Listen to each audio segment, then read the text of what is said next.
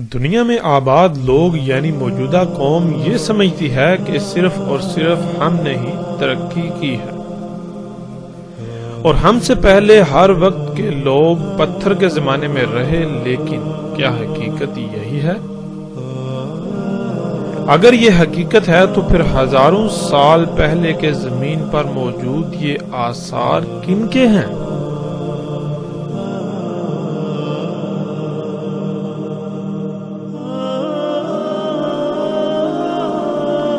ایسے آثار کہ اگر بات کی جائے صرف مصر میں موجود 4000 سال پہلے کی تعمیر شدہ مثلث نما عمارتوں کی، تو آج دنیا کے بڑے بڑے نامور سائنسدان، تحقیقاتی ادارے، یونیورسٹیاں وغیرہ یہ بتانے سے قاصر ہیں کہ ان کی تعمیر کیسے ہوئی، کیونکہ آج موجودہ ٹیکنالوجی سے بھی ایسی عمارتوں کی تعمیر ناممکن ہے۔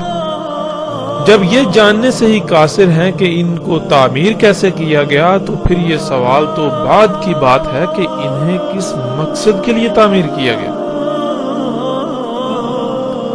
قرآن میں اللہ سبحانہ و تعالی یعنی خالق کائنات یہ کہتا ہے کہ جو قومیں تم سے پہلے زمین پر آباد تھیں وہ ان مشینوں، ایجادات اور تمام تر وسائل میں تم سے بہت بڑھ کر تھی، یہاں تک کہ تم ان کے 10% کو بھی نہیں پہنچ سکتے۔ ان قوموں نے ترقی کے نام پر دنیا میں اتنا فساد کر دیا کہ اپنے ہاتھوں سے کیے ہوئے اعمال کے رد عمل کا ایسے شکار ہوئے کہ ان کا نام و نشان تک مٹ گیا، سوائے ان کے وہ آثار جو تمہارے لیے عبرت حاصل کرنے کے لیے بچا لیے گئے۔ اب یہاں سوال یہ پیدا ہوتا ہے کہ کیا موجودہ قوم دنیا میں آباد لوگوں نے گزشتہ اقوام کے ان آثار سے عبرت حاصل کی، یا پھر یہ بھی گزشتہ ہلاک شدہ اقوام کی سنت کو اپنائے ہوئے ہیں؟ کیا ہم نے کبھی غور کیا کیا آج سب کچھ وہی نہیں ہو رہا؟ ترقی کے نام پر بحر و بر میں فساد،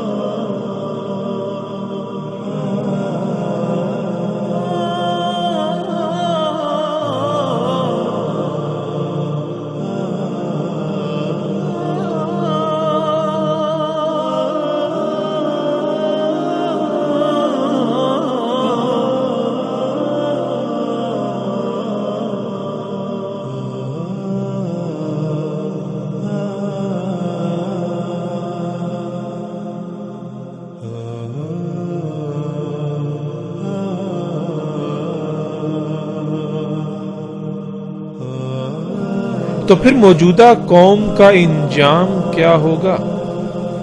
کیا پہلی قوموں سے مختلف ہوگا؟